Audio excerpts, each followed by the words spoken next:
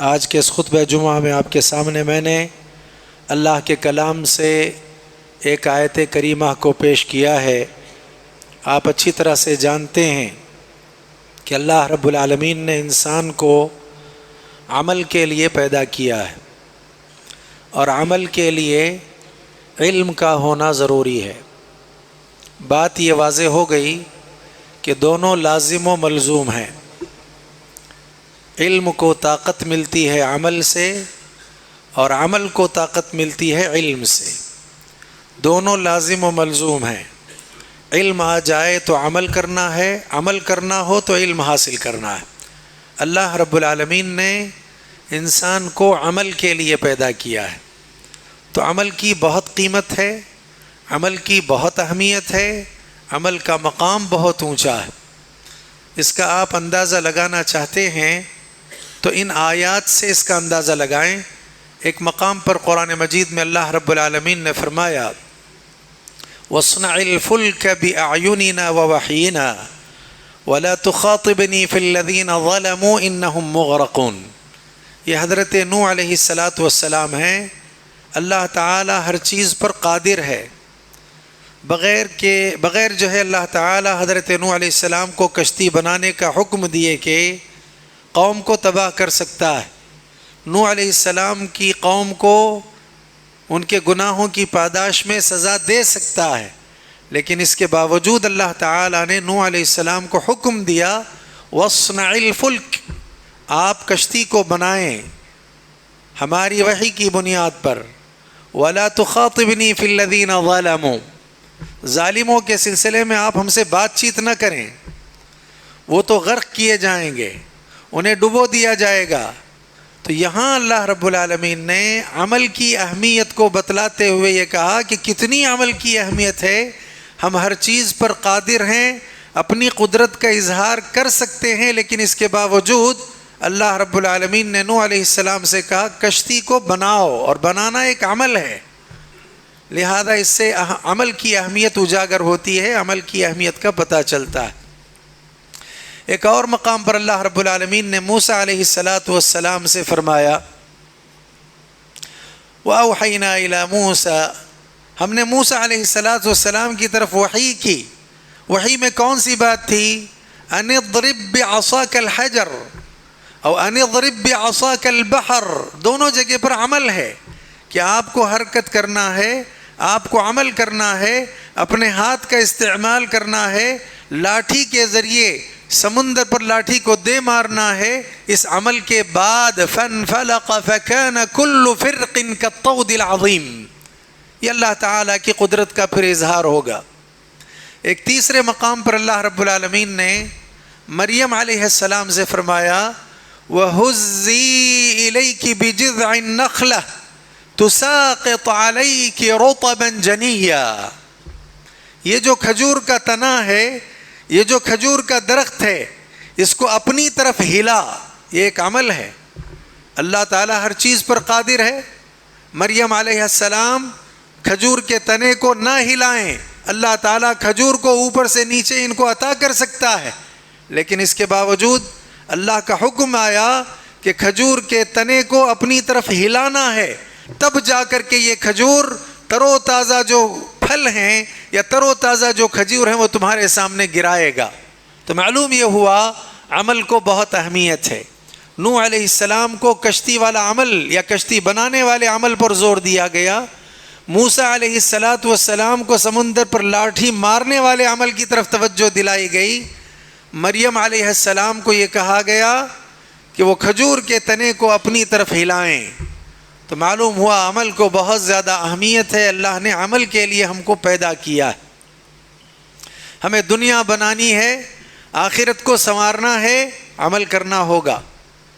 اور امت مسلمہ میں بیشتر مسلمان عمل سے اس وقت بہت جو ہے کوتاہ ہیں، عمل کے سلسلے میں کوسوں دور ہیں، تو عمل کی بہت زیادہ ضرورت ہے۔ اب آپ یہ دیکھیے، اس موقع پر مجھے ابن مسعود رضی اللہ تعالی عنہما کی ایک بات یاد آتی ہے۔ ان کا یہ قول معجم الطبرانی الکبیر کے اندر موجود ہے۔ وہ کیا کہتے ہیں؟ انی اکرہ ان ارى الرجل فارغا لا عمل فی دنیا ولا عمل فی آخرہ. میں اس آدمی کو بہت ناپسند کرتا ہوں جو فارغ رہتا ہے، فضول وقت کو ضائع کرتا ہے، عمل نہیں کرتا، نہ دنیا کا عمل کرتا ہے نہ آخرت کا عمل کرتا ہے. انی اکرہ ان ارى الرجل فارغا لا فی عمل دنیا ولا فی عمل آخرہ. آخرت کا بھی عمل نہیں، دنیا کا بھی عمل نہیں، ایسے ہی فارغ زندگی گزارتا رہتا ہے. ایسا انسان مجھے ناپسند ہے، میں اس کو پسند نہیں کرتا. یہ ابن مسعود رضی اللہ تعالی عنہما کہتے ہیں. بلکہ آپ دیکھیں امام اللالکائی رحمہ اللہ نے شرح اعتقاد اہل السنہ میں ایک بات نقل کی، اپنا ایک قول پیش کیا ہے، بہت اچھی بات بیان کی. انہوں نے یہ کہا کہ اذا اراد اللہ بقوم شر، جب اللہ تعالیٰ کسی قوم کے ساتھ برائی کا ارادہ کرتا ہے، شر کا ارادہ کرتا ہے، تو کیا کرتا ہے اللہ تعالیٰ؟ الزمہم الجدل ومنعہم العمل. اللہ تعالیٰ ان کو جھگڑوں میں لگا دیتا ہے، جھگڑے بحث مباحثہ گفتگو باتیں، اس میں اللہ تعالیٰ ان کو مشغول کر دیتا ہے، یہ چمٹا دیتا ہے، اور عمل سے ان کو روک دیتا ہے. وہ عمل نہیں کرتے ہیں، بس جھگڑے کرتے رہیں گے، بس باتیں کرتے رہیں گے، گفتگو کرتے رہیں گے، کلام میں بہت آگے رہیں گے، عمل میں بہت پیچھے رہیں گے. یہ امام اوزاعی رحمہ اللہ نے کہا ہے، یہ بات امام اللالکائی نے اس کو نقل کیا ہے، امام اوزاعی رحمہ اللہ کی اس بات کو، کہ اذا اراد اللہ بقوم شر الزمہم الجدل ومنعہم العمل، کہ اللہ تعالی جدل کو ان سے چمٹا دیتا ہے اور عمل کو ان سے روک دیتا ہے. تو عمل بہت بنیادی شے ہے، اس بات کو ضرور ذہن میں رکھیں. ایک دوسری بات کو بھی ذہن میں رکھنا ہمارے لیے بہت زیادہ ضروری ہے. وہ کیا ہے کہ ایمان، ایک آدمی عمل کے بغیر ایمان کا دعویٰ کرتا ہے، تو لہذا عمل کے بغیر ایمان کے دعوے کی کوئی قدر و قیمت نہیں ہے. یہ روافض ہیں، مرجیہ ہیں، جو ایمان اور عمل کو الگ کر کے کہتے ہیں، صرف زبان سے لا الہ الا اللہ کہہ دو ہمیشہ کے لیے تم مومن رہو گے، عمل کرو نہ کرو کوئی فرق نہیں پڑے گا. تو یہ عمل سے دور کرنے کے لیے، عمل سے ہٹانے کے لیے ایک عجیب طرح کی بات ہے کہ عمل ایمان میں شامل نہیں ہے. اہل السنہ والجماعہ ان کا کہنا یہ ہے کہ عمل ایمان میں شامل ہے، کہ ایک آدمی ایمان کا دعویٰ کرتا ہے، عمل نہیں کرتا، تو عمل کے بغیر اس کا دعویٰ ایمانی کامل اور مکمل نہیں. عمل کے بغیر ایمان کے دعوے میں وہ اپنے قوی نہیں. تو لہذا عمل کے بغیر ایمانی دعوے کی کوئی قدر و قیمت نہیں، کوئی منزلت نہیں، کوئی مقام و مرتبہ نہیں. دیکھیے قرآن میں اللہ تعالیٰ نے کیا فرمایا، قالت الاعراب آمنا، دیہاتی آ کر کہتے ہیں ہم ایمان والے ہو گئے. قل لم تؤمنوا ولكن قولوا اسلمنا، اے نبی آپ ان لوگوں سے کہو کہ ابھی تم ایمان والے نہیں ہوئے، ابھی تم مومن نہیں ہوئے. ہاں تم یہ کہہ سکتے ہو کہ ہم مسلم ہیں. کیوں؟ ولما يدخل الايمان في قلوبكم، ایمان ابھی تمہارے دلوں میں داخل نہیں ہوا. آگے دیکھیے، وَإِن تُطِيعُوا اللَّهَ وَرَسُولَهُ لَا يَلِتْكُم مِّنْ أَعْمَالِكُمْ شَيْئًا، اگر تم اللہ کی اور اللہ کے رسول کی اطاعت کرو گے، یہ ہے عمل. تو معلوم ہوا قریے کے لوگ آ کر کے بھی ایمان کا دعویٰ کریں اور اگر عمل نہ ہو، ابھی عمل کی نوبت ہی نہ آئی ہو اور دعویٰ ایمان کا اگر ہو رہا ہے، تو عمل کے بغیر ایمان کے دعوے کی کوئی قدر و قیمت نہیں ہے. کہا گیا مت کہو ایسا، یہ کہو کہ ہم مسلمان ہیں، ہم مسلم ہیں، ابھی دلوں میں ایمان داخل نہیں ہوا. وَإِن تُطِيعُوا اللَّهَ وَرَسُولَهُ لَا يَلِتْكُم مِّنْ أَعْمَالِكُمْ شَيْئًا، اگر تم اللہ کی اور اللہ کے رسول کی اطاعت کرو گے تو تمہارے اعمال میں سے اللہ تعالیٰ کچھ بھی کم نہیں کرے گا. تو لہذا ایمان میں عمل شامل ہے، اسی لیے عمل کی بہت اہمیت ہے اور عمل کی ضرورت ہے. آج مسلمان جو اس وقت پریشان ہیں پوری دنیا میں بد عملی کی وجہ سے، بے عملی کی وجہ سے، آج اگر ہم عمل کرنا شروع کر دیں تو ہمارے اس عمل کے نتیجے میں اللہ تعالی راضی ہو اور ہمارے سارے مسائل حل ہو جائیں. بڑی کوتاہی ہے، بڑی کمی ہے، بڑی کمزوری ہے ہمارے اندر اس سلسلے میں. کبھی کبھی تو ہم کو بھی ڈر لگتا ہے، اتنے سالوں سے ہم کہتے آ رہے ہیں اگر یوم آخرت میں اللہ صرف یہ پوچھ لے کہ جتنا کچھ تو نے کہا اس میں کتنا عمل کیا، بڑا مسئلہ مشکل ہے ہمارے لیے. لہذا عمل کو بہت زیادہ اہمیت ہے. آپ یہ دیکھیے یوم آخرت میں جب اللہ کی بارگاہ میں لوگ حاضر ہوں گے تو وہاں اللہ تعالی نسب کا حساب نہیں لے گا کہ خاندان میں کون اونچا ہے وہ آ جائے اور جنت میں چلا جائے، ایسا نہیں. وہاں اللہ تعالیٰ مال کا حساب نہیں لے گا، دنیا میں مال میں جو سب سے زیادہ آگے تھا وہ آگے آ جائے جنت میں داخل ہو جائے، نہیں، ایسا نہیں ہوگا. وہاں جا اور منصب سے حساب نہیں ہوگا کہ دنیا میں جو بہت بڑے پوسٹ پر تھا، بہت بڑے عہدے پر تھا، بہت بڑے مقام پر تھا وہ آگے آئے اور جنت میں داخل ہو جائے، نہیں. ہاں، دنیا میں جو عمل میں سب سے آگے تھا وہ آگے آئے اور جنت میں داخل ہو جائے. تو آخرت میں جنت بھی جو ملنی ہے نا اللہ کی رحمت کے بعد، وہ عمل کی بنیاد پر ملنے والی ہے. اللہ تعالیٰ نے قرآن مجید میں فرمایا وَنَزَعْنَا مَا فِي صُدُورِهِم مِّن غِلٍّ تَجْرِي مِن تَحْتِهِمُ الْأَنْهَارُ وَقَالُوا الْحَمْدُ لِلَّهِ الَّذِي هَدَانَا لِهَذَا وَمَا كُنَّا لِنَهْتَدِيَ لَوْلَا أَنْ هَدَانَا اللَّهُ لَقَدْ جَاءَتْ رُسُلُ رَبِّنَا بِالْحَقِّ وَنُودُوا أَن تِلْكُمُ الْجَنَّةُ أُورِثْتُمُوهَا بِمَا كُنْتُمْ تَعْمَلُونَ. اللہ اکبر. دلوں میں جو کینہ کپٹ ہے نا ہم نکال دیں گے. وَنَزَعْنَا مَا فِي صُدُورِهِم مِّن غِلٍّ تَجْرِي مِن تَحْتِهِمُ الْأَنْهَارُ. ان کے نیچے سے، ان کے دامن سے نیچے نہریں بہیں گی. اچھا، اس نہروں میں جا کر کہیں گے کیا یہ لوگ؟ وَقَالُوا الْحَمْدُ لِلَّهِ الَّذِي هَدَانَا لِهَذَا وَمَا كُنَّا لِنَهْتَدِيَ لَوْلَا أَنْ هَدَانَا اللَّهُ. تعریف اس اللہ کے لیے ہے جس نے ہم کو رہنمائی یہاں تک کی ہے. اگر وہ ہماری رہنمائی یہاں تک نہ کرتا تو ہم یہاں تک پہنچتے نہیں، یہاں تک ہم آ نہیں پاتے. اچھا، اس کے بعد کیا ہے؟ لَقَدْ جَاءَتْ رُسُلُ رَبِّنَا بِالْحَقِّ. ہمارے پاس جتنے بھی رسول آئے ہیں نا وہ حق کو لے کر کے آئے. وَنُودُوا أَن تِلْكُمُ الْجَنَّةُ أُورِثْتُمُوهَا بِمَا كُنْتُمْ تَعْمَلُونَ.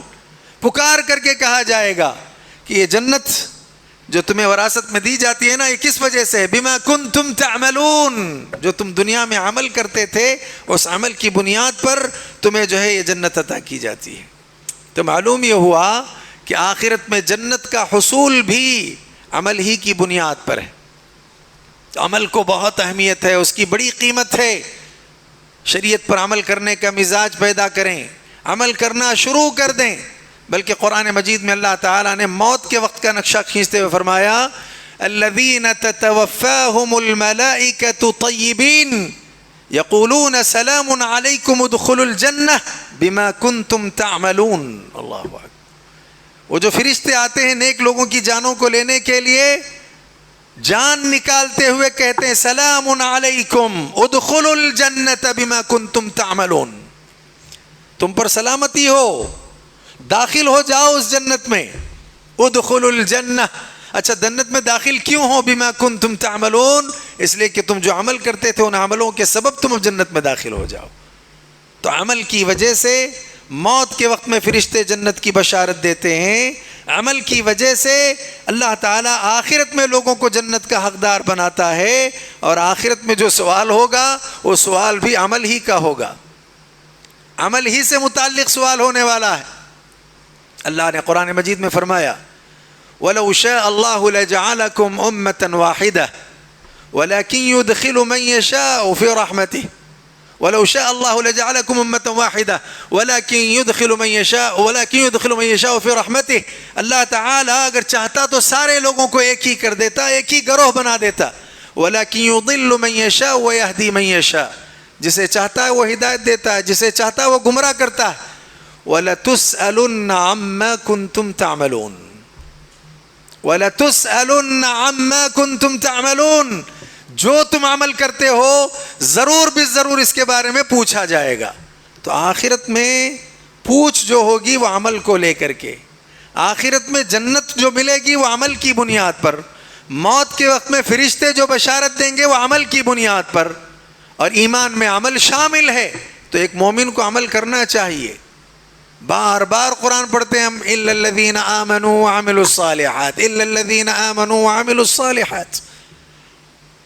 لیکن ہمارا معاملہ ایسا ہے کہ ایمان کا دعویٰ ہے، عمل سے زندگی خالی. کیسے مومن ہیں ہم؟ اور ہمارے ساری مشکلات ہمارے سامنے ہیں، ہماری ساری پریشانیاں ہمارے نگاہوں کے پاس ہیں. کیوں؟ بدعملی کی وجہ سے، کہ دعویٰ ایمان کا ہے، زندگی عمل سے خالی پڑی ہوئی ہے. تو دنیا میں جب یہ بے عملی کی وجہ سے مسلمانوں کی حالت ہے تو آخرت میں اس سے زیادہ خراب حالت ہو سکتی ہے. یہ جو دنیا میں کافر ہیں جو آخرت کے لیے عمل نہیں کرتے، آخرت میں حالت کیا ہوگی ان کی؟ قرآن نے بے عملی کی وجہ سے ان کا جو ہے نقشہ کھینچا ہے. کیا کہا قرآن مجید میں اللہ رب العالمین نے؟ وَلَوْ تَرَىٰ إِذِ الْمُجْرِمُونَ نَاكِسُوا رُؤُوسِهِمْ عِنْدَ رَبِّهِمْ رَبَّنَا أَبْصَرْنَا وَسَمِعْنَا فَارْجِعْنَا نَعْمَلْ صَالِحًا. اللہ کی بارگاہ میں پہنچ گئے، آنکھوں سے جہنم کو دیکھا، سمعنا، سن بھی لیا، اب اس کے بعد یقین آ گیا ہے. اب اللہ سے درخواست کرتے ہیں. کیا درخواست کرتے ہیں؟ کہ ربنا فرجعنا، ہمیں دنیا میں واپس لوٹا دے. کیوں؟ نعمل صالحا، تاکہ ہم صالح اعمال کر سکیں. دیکھیے آپ عمل کو کتنی اہمیت ہے. ہم مسلمان ہیں، ہم مومن ہیں، ایمان میں عمل شامل ہے، تو ہمیں عمل کرتے رہنا چاہیے. نتیجے میں آخرت میں کامیابی ملے گی. دنیا میں ہمارے مسائل حل ہوں گے، ہماری پریشانیاں ٹل جائیں گی، سکون کی زندگی ہم کو مل جائے گی. کیا قرآن کی آیت علماء کی زبانی آپ نہیں سنتے؟ من عمل صالحا من ذکر او انثى وهو مؤمن فلنحيينه حیاتا طیبہ.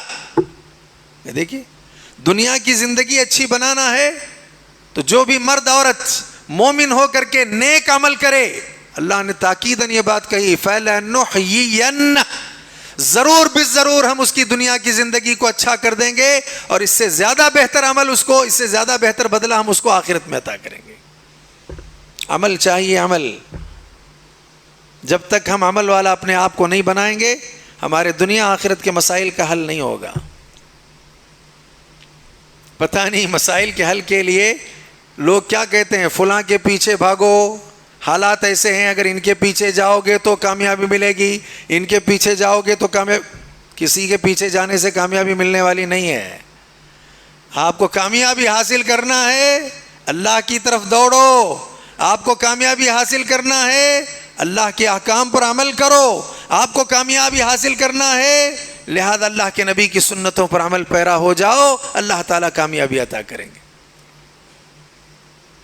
تو اس اعتبار سے عمل کی اہمیت کا آپ نے اندازہ لگایا کہ عمل کو کس قدر اہمیت ہے، کتنی اہمیت ہے کہ یہ کافر دنیا میں آخرت کے لیے عمل نہ کر سکے، اب وہاں جا کر اللہ سے مہلت مانگتے ہیں، موقع چاہتے ہیں کہ ہم کو دنیا میں جانے کا مل جائے موقع، ہم نیک عمل کر کے آنا چاہتے ہیں، نہیں موقع ملے گا. ایک اور مقام پر اللہ نے فرمایا والذین کفروا لهم نار جہنم لا يقضى عليهم فيموتوا ولا يخفف عنهم من عذابها كذلك نجزي كل كفور وهم يصطرخون فيها ربنا اخرجنا نعمل صالحا غير الذي كنا نعمل اولم نعمركم ما يتذكر فيه من تذكر وجاءكم النذير فذوقوا فما للظالمين من نصير.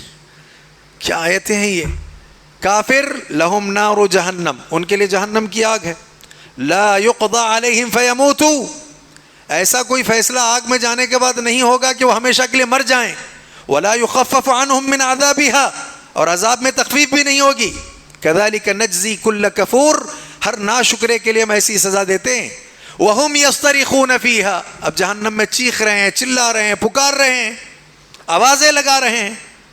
کیا کہہ رہے ہیں؟ ربنا اخرجنا نعمل صالحا، اے ہمارے پروردگار اس جہنم کی آگ سے ہم کو باہر نکال دے، دنیا میں پہنچ کر کے ہم نیک عمل کرنا چاہتے ہیں.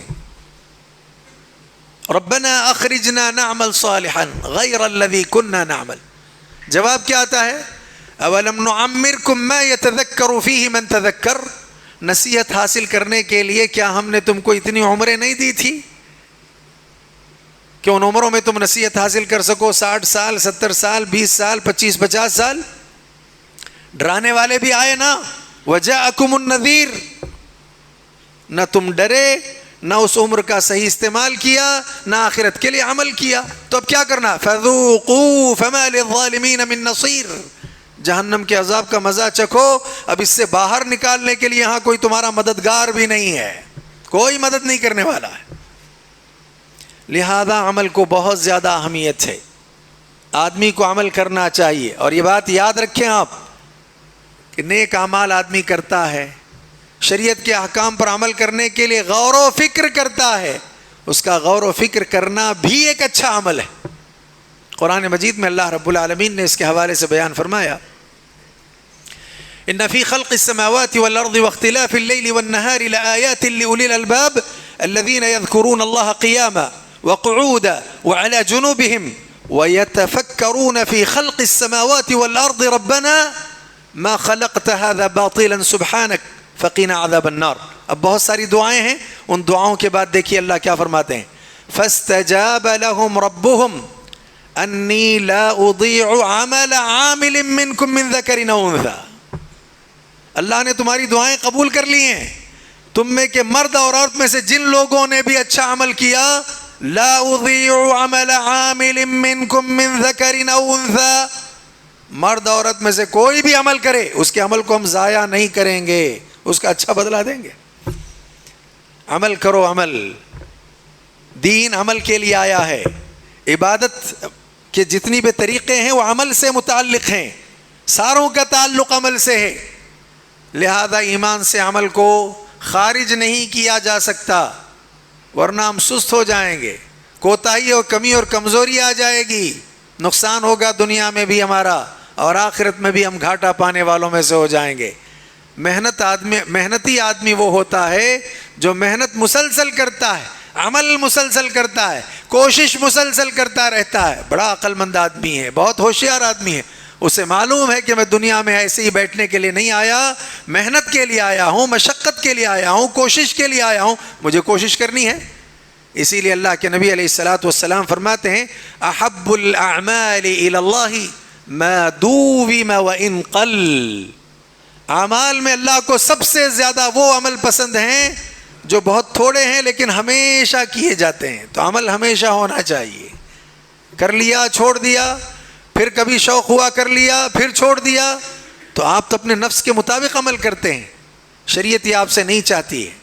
مسلسل عمل ہونا چاہیے، مستقل عمل ہونا چاہیے، پے در پے آپ کو عمل کرتے رہنا چاہیے، اس کے نتیجے میں کامیابی ملے گی، اس کے نتیجے میں ہم کامرانی سے ہمکنار ہوں گے۔ آج کے اس خطبہ جمعہ کی یہ پہلی بات تھی، مجھے کل 3 باتیں بتانی ہیں۔ پہلی بات عمل سے متعلق ہے، اس کی بہت ضرورت ہے مسائل کے حل کے لیے، مشکلات سے بچنے کے لیے، پریشانیوں سے چھٹکارا حاصل کرنے کے لیے۔ جب تک ہم عمل نہیں کریں گے ہم کو کامیابی ملنے والی نہیں ہے۔ دین عمل کا نام ہے، مومن عمل کرنے والا ہوتا ہے، اسلام عمل کا تقاضا کرتا ہے، لہذا اگر ہم عمل سے کوتا یا عمل میں کمی یا عمل سے دور رہیں، صرف دعویٰ ایمان کا کریں، تو ایسی صورت میں بہت بڑے نقصانات کا ہمیں سامنا ہو سکتا ہے۔ اب اس کی تفصیل کا یہ وقت نہیں ہے۔ دوسری بات بتانا چاہتا ہوں وہ کیا ہے؟ دوسری بات یہ ہے کہ اگر ہمیں سکون چاہیے، اطمینان چاہیے، امن چاہیے، ماحول اور معاشرے کو بہتر بنانے کا اگر ذوق اور شوق ہمارے اندر ہے تو کیا کرنا پڑے گا ہمیں؟ یہ جو ہمارے بچے ہیں نا، ان بچوں کو حلال اور حرام کی تمیز کیا ہے بتلانی چاہیے۔ ان کو سکھاؤ حلال کیا ہے، انہیں بتاؤ حلال کیا ہے، انہیں بتاؤ حرام کیا ہے۔ جب تک آپ اور ہم اپنے بچوں کو حلال اور حرام کیا ہے نہیں سمجھائیں گے، نہیں بتائیں گے، اس وقت تک دین کا ادب ان کے اندر نہیں آئے گا۔ یہ اللہ کا ادب کرنے والے نہیں ہوں گے، یہ اللہ کے رسول کا ادب کرنے والے نہیں ہوں گے۔ باتیں اللہ کی ہیں، اللہ کے رسول کی ہیں، حلال اللہ نے کیا ہے، حرام اللہ نے کیا ہے، حلال اللہ کے رسول نے بتلایا ہے، حرام اللہ کے رسول نے بتلایا ہے۔ اب ان بچوں کو اگر یہ بتاؤ گے تو اللہ کا ادب ہوگا، اللہ کے رسول کا ادب ہوگا، دین کا ادب ہوگا، دین کا احترام ہوگا، وگرنہ یہی بچے دین کی دھجیاں اڑائیں گے اور اس کے نتیجے میں اللہ کا عذاب آئے گا۔ آج بچوں کا جائزہ لیجیے آپ، کتنے بے دین ہو گئے ہیں بچے، ان کو حلال معلوم نہیں ہے، انہیں حرام معلوم نہیں ہے، اس میں کوئی تمیز نہیں ہے، جی میں جیسے آتا ہے ویسے یہ زندگی گزارتے ہیں۔ اللہ کے نبی علیہ الصلاۃ والسلام نے ایک بچے کو دیکھا، اس بچے کے سر کے بالوں کا حال یہ ہے، ادھر سے بال بہت چھوٹے چھوٹے کرایا ہے اور اوپر کے بڑے بڑے بال رکھا ہے۔ آج بھی ہمارے یہاں فلمی دنیا میں جو ہے ایکٹرز اور پتہ نہیں کون کون کیا کرتا ہے، نوجوان اس کی نقل اتارتے ہوئے یہ سارے کام کرتا ہے. لہذا اس کو قضا کہتے ہیں شریعت میں.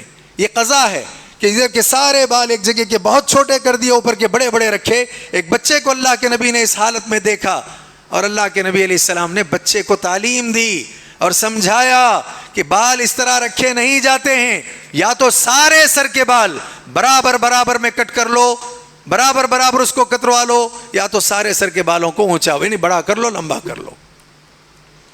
آج ہمارے یہاں عادت ہو گئی، نوجوانوں کا ایک شوق ہے، یہ بڑے شان کے ساتھ اس طرح کا کام کر کے، شریعت کے خلاف کام کر کے گھومتے ہیں پھرتے ہیں اور سمجھتے ہیں کہ ہم بہت حسن والے، بہت جمال والے، بہت جمیل ہیں، لہذا اس سے اور زیادہ خوبصورتی میں اضافہ ہوا. شریعت کی خلاف ورزی کر کے کیا خوبصورتی میں اضافہ کرو گے آپ؟ گناہ لازم آئے گا شریعت کی خلاف ورزی کی صورت میں. ابن مسعود رضی اللہ تعالی عنہما نے ایک مرتبہ بچوں کو دیکھا کہ وہ ریشمی لباس پہنے ہوئے ہیں، بلایا اور بلا کر کے ڈانٹ دی اور کہا جاؤ اپنے ماؤں کے پاس.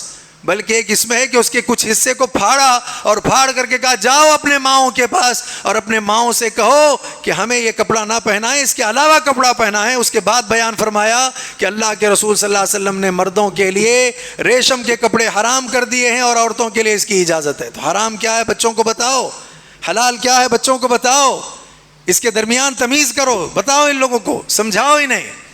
تب جا کر کے جو ہے یہ ادب کرنے والے ہوں گے، دین کا، اللہ کا ادب کرنے والے، اللہ کے رسول کا ادب کرنے والے ہوں گے. بلکہ آپ یہ دیکھیں اللہ کے نبی علیہ الصلاۃ والسلام نے ایک موقع پر ایسا ہوا کہ حضرت عمر رضی اللہ تعالی عنہ یا حضرت عمر ابن ابی سلمہ رضی اللہ عنہ اللہ کے نبی علیہ السلام کے ساتھ کھانے کے لیے بیٹھے ہیں. بچے ہیں یہ بھی، اب معلوم نہیں ہے، آداب کا پتہ نہیں ہے، تو اللہ کے نبی علیہ السلام کے ساتھ کھاتے ہوئے کبھی ہاتھ ادھر لے جاتے ہیں، کبھی ادھر لے جاتے ہیں، کبھی ادھر لے جاتے ہیں. تو اللہ کے نبی علیہ السلام نے اس موقع پر کہا یا غلام سم اللہ وکل بیمینک وکل مما یلیک. 3 باتیں آپ نے بتائیں، بچوں کو سکھانے کی ضرورت ہے. کہا بیٹا اللہ کا نام لے کر کھانا شروع کرو، اپنے سامنے سے کھانا کھاؤ. وکل مما یلیک، اپنے سامنے سے کھانا کھاؤ اور اپنے دائیں ہاتھ سے کھانا کھاؤ. آج ہمارے بچے کھانے پینے کے سلسلے میں بھی تمیز نہیں کرتے کہ کھانے کی کون سی چیز حلال کی ہے، کون سی چیز حرام کی ہے، بلا تمیز چیزوں کا استعمال کر رہے ہیں. اب نوجوانوں میں ایک عجیب طرح کی اس وقت لت لگی ہوئی ہے ڈرگس کی، افیم، ڈرگس، وہ بھنگ اور چرس وغیرہ، پتہ نہیں یہ ساری چیزوں کی عادتیں پڑی ہوئی، اور یہ بھی معمولی چیزیں نہیں، بہت قیمتی چیزیں ہیں، بہت پیسے والی چیزیں ہیں.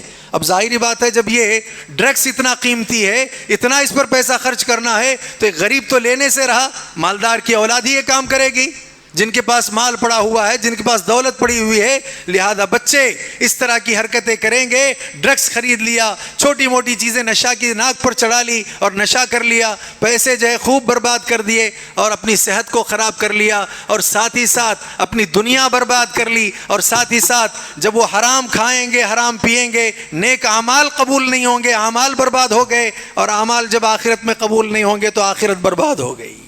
کیا بچا ابھی؟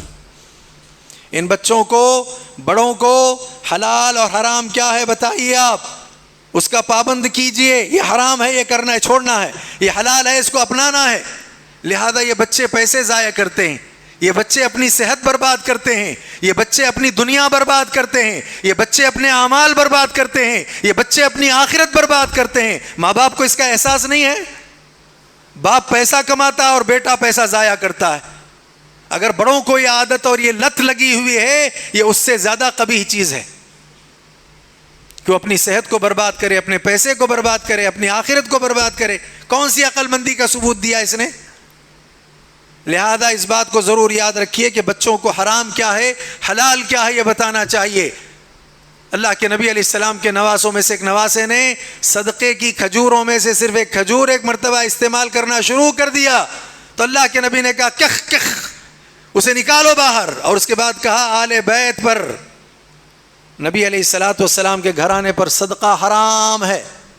آپ نے تعلیم دی اس موقع پر، بتایا آپ نے اس موقع پر کہ حرام ہے، نہیں کھا سکتے آپ کو اس کی اجازت نہیں ہے. کام کے اعتبار سے، کاروبار کے اعتبار سے لوگ پتہ نہیں کتنی جو ہے شریعت کی خلاف ورزی کرتے رہتے ہیں اور چاہتے ہیں کہ مال میں برکت آئے. کام ہے پورا حرام کا، شریعت کے خلاف ہے، اور چاہتے یہ ہیں کہ مال میں برکت آ جائے. کیسے خیر آئے گی، کیسے برکت آئے گی؟ اللہ نے کیا فرمایا؟ یا ایھا الذین آمنوا کلوا من طیبات ما رزقناکم یا ایھا الرسول کلوا من الطیبات واعملوا صالحا یا ایھا الناس کلوا مما فی الارض حلالا طیبا. اللہ کے نبی نے فرمایا ان اللہ طیب لا يقبل الا طیبا. بھئی پاکیزہ چیزیں کھاؤ. رسولوں کو حکم ہے، ایمان والوں کو حکم ہے، لوگوں کو حکم ہے. وضاحت ہے کہ اللہ تعالیٰ پاک ہے، پاکیزہ چیزوں کو قبول کرتا ہے. تو پھر کیوں ہم جو ہے حرام چیزوں کو استعمال کریں؟ بلکہ اللہ کے احکام کی حفاظت کتنا ضروری ہے ایک اندازہ لگائیے. اب ابن عباس رضی اللہ تعالیٰ عنہما بچے ہیں، آپ نے ان کو کیا کہا؟ یا غلام انی اعلمک کلمات احفظ اللہ احفظک احفظ اللہ تجدہ تجاہک وإذا سألت فاسأل الله وإذا استعنت فاستعن بالله واعلم أن الأمة لو اجتمعت على أن ينفعوك بشيء لم ينفعوك بشيء إلا قد كتبه الله لك. آپ نے یہ فرمایا بچے چند چیزیں کہتا ہوں یاد رکھو، اللہ کے احکام کی حفاظت کرو، اللہ تمہاری حفاظت کرے گا. اللہ کے حقوق پورا کرو، اللہ کو تم اپنے سامنے پاؤ گے. یہ دیکھیے کتنی بڑی بات ہو. اللہ کے احکام کی حفاظت کرنا ہے، اللہ ہماری حفاظت کرے گا. اللہ کے حقوق کو پورا کرنا ہے، اللہ کو ہم اپنے سامنے پائیں گے.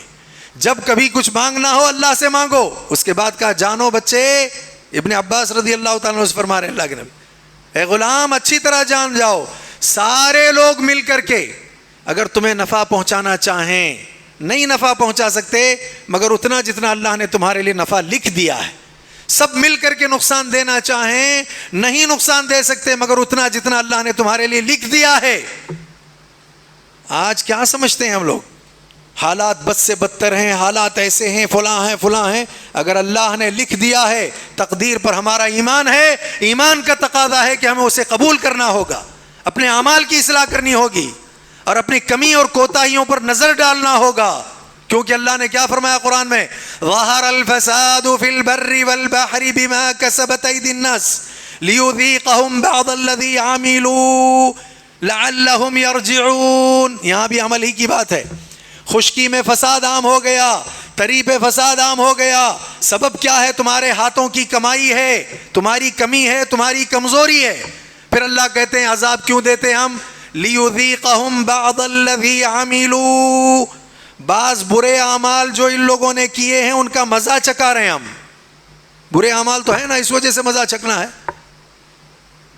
تو پھر کیا کرنا ہم کو؟ لعلہم یرجعون، پلٹ کر کے دین کی طرف آنا پڑے گا، شریعت کی طرف آنا پڑے گا، عمل کرنا پڑے گا، تب جا کر کے ہم محفوظ رہ سکتے ہیں، بچ سکتے ہیں. تو بچوں کو سکھائیے، آپ بڑے بھی اس پر قائم رہیں کہ حلال کیا ہے، حرام کیا ہے. ہمیں حلال اپنانا ہے، حرام سے بچنا ہے، تاکہ اللہ کا ادب ہو، اللہ کے رسول کا ادب ہو، دین کا ادب و احترام ہو جائے. اگر ہم یہ کر لے جائیں گے تو بہت کامیاب ہوں گے، بڑے کامران ہوں گے. یا ایھا الذین آمنوا ان تنصروا اللہ ینصرکم ویثبت اقدامکم. ایمان والو تم اللہ کی مدد کرو، اللہ تمہاری مدد کرے گا، تمہارے قدموں کو جمع کر کے رکھے گا.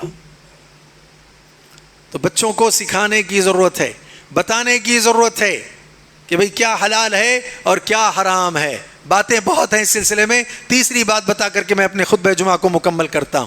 تیسری بات کیا ہے؟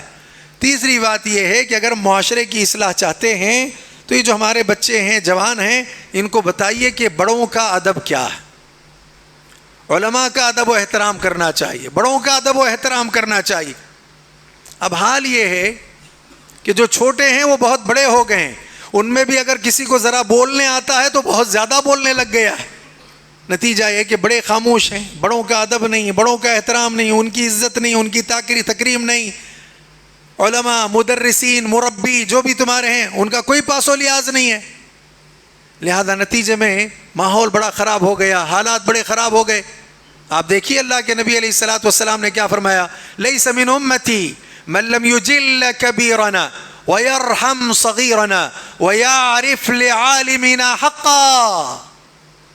میرا وہ امتی نہیں ہو سکتا جو ہمارے میں جو بڑے ہیں ان کا ادب و احترام نہ کرے، اور جو چھوٹے ہیں ان کے ساتھ رحمت اور شفقت کا معاملہ نہ کرے، اور جو ہمارے علماء ہیں ان کا حق جو نہیں پہچانتا وہ میرا امتی نہیں ہو سکتا. یہ نبی کہہ رہے ہیں. لیس من امتی من لم یجل کبیرنا ویرحم صغیرنا ویعرف لعالمنا حقا. علماء کی قدر کرو، علماء کا ادب و احترام کرو، اپنے بڑوں کا ادب و احترام کرو. جب تک یہ ماحول نہیں بناؤ گے اس وقت تک معاشرے کی اصلاح نہیں ہوگی. اللہ کے نبی نے یہ بھی فرمایا ہے البرکۃ مع اکابرکم، برکت تمہارے بڑے لوگوں کے ساتھ ہے.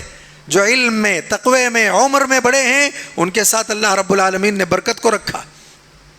تو جو لوگ علم میں، عمل میں، عمر میں بڑے ہیں ان کا ادب و احترام ہونا چاہیے، ان کی تعظیم، توقیر، ان کی قدر ہونی چاہیے. اب آپ دیکھیے حدیث جبریل آپ پڑھتے رہتے ہیں ہمیشہ، کیا سکھایا گیا اس میں؟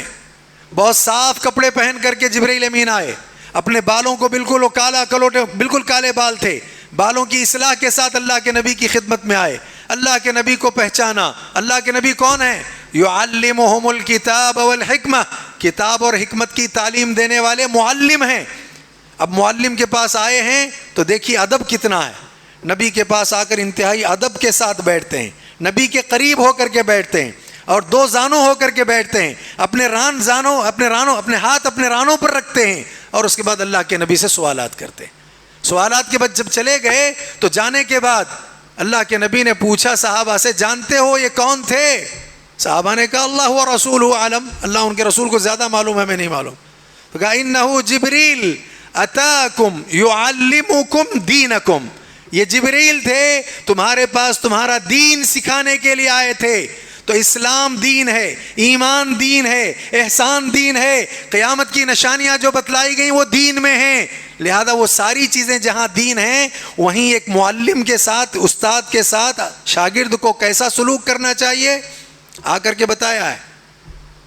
بھئی وہ بھی ایک معلم تھے لیکن اللہ کے نبی معلم ہیں، ادب سکھایا ہے کہ ایسے ادب ہونا چاہیے، اس طرح بیٹھنا چاہیے، اس طرح تعظیم ہونی چاہیے، صفائی یہ ہونی چاہیے، ستھرائی یہ ہونی چاہیے، سوالات بنیادی ایسے ہونا چاہیے. یہ سب ادب سکھایا گیا اس میں. تو لہذا بڑوں کا، معلم کا، مدرس کا، مربی کا، اپنے سے بڑوں کا ادب و احترام سکھایا گیا ہے. جبرائیل تھے، آئے تھے تمہارے پاس تمہارا دین سکھانے کے لیے. تو لہذا اسلام، ایمان، احسان کے ساتھ استاد کے ساتھ کیسا رہا جائے، بڑوں کے ساتھ کیسا رہا جائے، بڑے چھوٹوں کے ساتھ کیسے رہیں، یہ بھی دین ہے. تو ہم کو دین پر عمل کرنا چاہیے، مکمل دین کو اختیار کر لینا چاہیے. بہرحال باتیں اس ضمن میں بہت ساری ہیں، جتنی باتیں میں نے بیان کی ہیں میری اپنی ذات کے لیے، آپ تماموں کے لیے ساری باتیں کافی ہیں. اللہ سے میں اپنے لیے، آپ سب کے لیے دعا گو ہوں کہ اللہ تعالی ہم تماموں کو دین کے احکام پر اپنی استطاعت کے مطابق عمل کرنے کے اللہ ہمیں توفیق عطا فرما.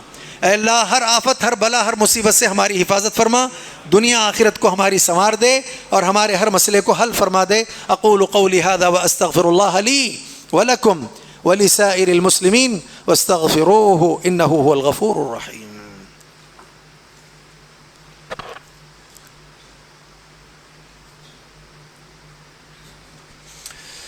الحمد للہ حق حمدہ والصلاة والسلام على رسوله وعبده وعلى آله وصحبه ووفده. أما بعد، قال الله تبارك وتعالى في كلامه المجيد: ظهر الفساد في البر والبحر بما كسبت أيدي الناس ليذيقهم بعض الذي عملوا لعلهم يرجعون.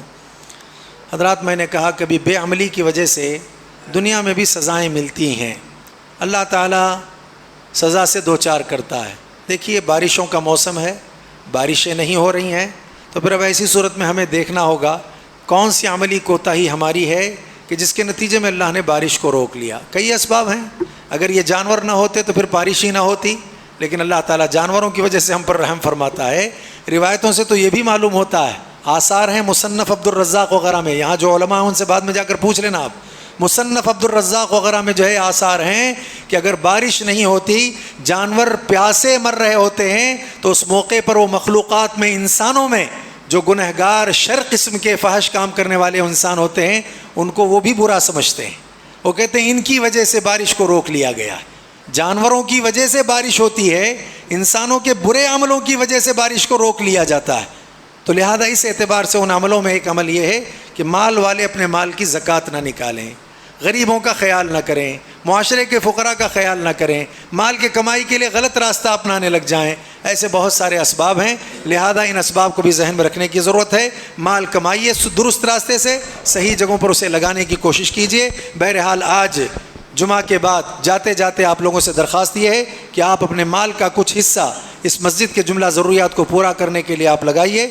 یہ جو ہے اس وقت میں آپ سے اعلان کر رہا ہوں کہ مسجد کے جملہ ضروریات کو پورا کرنے کے لیے جاتے جاتے آپ تعاون دیتے جائیں گے، جاتے جاتے آپ مدد کرتے جائیں گے۔ میں اللہ تعالیٰ سے دعا کرتا ہوں کہ اللہ تعالیٰ آپ کے حسنات کو، آپ کے صدقات کو، آپ کے خیرات کو اور مال کے خرچ کرنے کو اللہ تعالیٰ قبول فرمائے۔ اللہ تعالیٰ اس کے نتیجے میں آفتوں کو، مصیبتوں کو، بلاؤں کو اللہ تعالیٰ ٹال دے۔ اللہ تعالیٰ باران رحمت کا ہم پر نزول فرمائے، اللہ تعالیٰ بارش کو ہم پر برسائے، اللہ تعالیٰ رحم و کرم، رحم والی بارش ہم پر اللہ تعالیٰ برسائے، نفع دینے والی بارش اللہ تعالیٰ برسائے۔ اللہ تعالیٰ تمام لوگوں کی مغفرت فرمائے۔ ہمارے علم میں بات آئی ہے کہ سفر حج پر جانے والے ہمارے یہاں کے علاقے کے دو جو ہے مسافرین میں سے ایک خاتون کینسر کے مرض کی وجہ سے اچانک معلوم ہونے سے اپنا سفر حج جو ہے اس نے ملتوی کر دیا ہے۔ اللہ تعالیٰ اس کو صحت عطا فرمائے۔ اللہ تعالیٰ اس طرح کے جتنے دنیا میں اور مسلمان توحید پرست مرد عورتیں بیمار ہیں تماموں کو اللہ شفاء کاملہ کلیہ عاجلہ نصیب فرمائے۔ اللہ تعالیٰ سب کی جائز ضروریات کو پورا فرمائے۔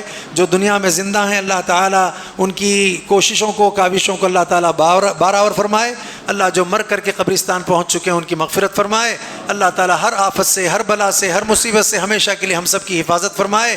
اللہ تعالیٰ ہم تماموں کو اس شہر میں، اس صوبے میں، اس ملک میں، پوری دنیا میں امن و امان، سکون و اطمینان نصیب فرمائے۔ اللہ تعالیٰ اسلام کی ترقی کے لیے جو کوششیں ہیں اس میں کامیابی نصیب فرمائے۔